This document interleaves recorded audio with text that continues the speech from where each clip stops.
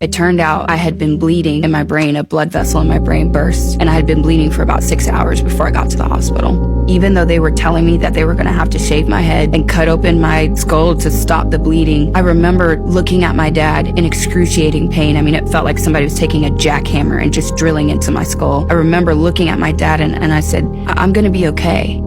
I'm gonna be okay. It was such a high, honestly, that whole experience. I was in the hospital for probably about 8 days. I lost my ability to read. I was less than 100 pounds. I forgot a lot of people's names, things like that. I mean, it was a traumatic brain injury. But I remember just knowing that this is an attack of the enemy and I don't need to be afraid. And so I felt so great, right, in the hospital. And then when I left, I was just on top of the world. But then the process of having to heal, the process of having to learn how to read again, having to restore my memory, all of that really took a toll on me. And slowly, the faith that I had so strongly in one moment really started to dwindle. And I started to question and ask God some really hard questions. Because in my mind, God, I'm on the worship team. I'm on the leadership team. I'm doing everything I can possibly do. And this happens. Why did you let this happen to me?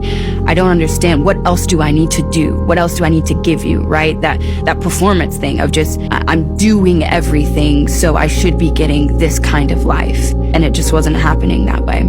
Unfortunately, a few years later, I really just was at a low point, and I was just kind of like, I don't know what to do. I don't know how to respond to what's going on in my life right now. Started listening to dirty music, started watching a lot of very sexual movies, and before I knew it, those were the open doors for me to be right back where I was before, full on addicted to pornography.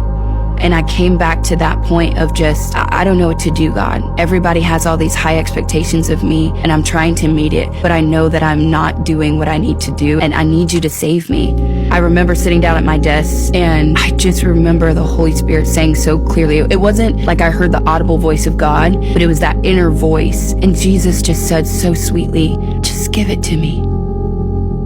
Just give it to me. And the wrestle was so intense. I was like, God, what are people going to say? They're going to kick me out of the church. They're going to kick me off the leadership team for sure. They're going to, I can't do this. I can't do this. This has got to go to the grave.